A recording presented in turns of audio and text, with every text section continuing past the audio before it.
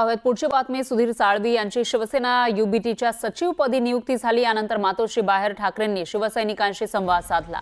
यावेळी आपलं लक्ष हे मुंबई महानगरपालिका आहे असं ते म्हणाले। सुधीरला सचिवपद दिलं असं उद्धव ठाकरेंनी म्हटलं। तर यावरून उपमुख्यमंत्री एकनाथ शिंदेंनी त्यांना टोला लगावलाय। बीएमसीवर महायुतीचाच झेंडा फडकणार असं शिंदे म्हणाले। काल परवाकडे बातम्या पण आल्या की उद्धव ठाकरेंची मोठी खेळी आपले खेळ मोठ्याच असतात। आपलं लक्ष आता मुंबई महापालिका आहे आणि त्याच्यासाठी मी सुधीरला शिवसेनेचं सचिवपद दिलेलं आहे। सुधीरला तरी आणखी मुंबईमध्ये इकडे तुला पळवणार आहे, कळलं ना?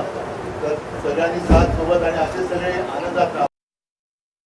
शिवसेनेचा भगवा फडकेल असं म्हणतात उद्धव बाळासाहेब ठाकरे। युटर्न घेणाऱ्यांचा का यूज अँड थ्रो करणाऱ्यांचा? का दरवेळेला त्या खड्ड्यामधून तुम्ही दुरुस्तीच्या नावाखाली काळ्याचं पांढरं पांढऱ्याचं काळं केलं? का काँक्रीटचे रस्ते तुम्ही 15 वर्षापूर्वी केले नाही? मुंबईकर यावेळेस का गेले 15-20 वर्ष ज्यांनी मुंबईकरांना फसवलं ते आता फसणार नाहीत। आणि म्हणूनच मी मगाशी म्हणालो महायुतीचं मुंबईवर महायुतीचा भगवा झेंडा फडकेल कामाच्या जोरावर। दरम्यान मुंबईमध्ये टँकर असोसिएशननं संप पुकारलाय। टँकर असोसिएशनकडे देवेंद्र फडणवीस यांनी अजूनही लक्ष दिलेलं नाही असा आरोप करत आदित्य ठाकरेंनी सरकारवर टीका केली। 48 तासांची डेडलाईन दिली होती, ती आता संपत आली आहे। त्यामुळे आता शिवसेना युबीटी प्रत्येक विभागामध्ये मोर्चा काढेल असा इशारा आदित्य ठाकरेंनी दिला।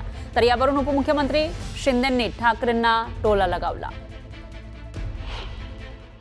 आता मुद्दा असा झालाय की हा टँकर असोसिएशनचा संप त्यांनी 1 आठवड्याची नोटीस देऊन देखील सरकार काही हल्लं नव्हतं।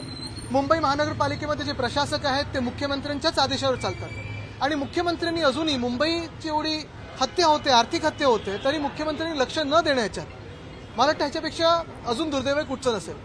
मी 48 तासाची जी डेडलाईन दिली होती हा संपात तोडगा काढण्यासाठी, ती आता संपत आलेली आहे आणि ह्या आठवड्यात अनेक वॉर्ड्समध्ये मला वाटतं प्रत्येक वॉर्डमध्ये शिवसेना उद्धव बाळासाहेब ठाकरे पक्ष आणि सगळे नागरिक हे वॉर्ड ऑफिसरवर मोर्चा काढून जाब विचारणार की तुम्ही या पाण्याचा तोडगा काढला का नाही, या समस्येचा तोडगा काढला का नाही।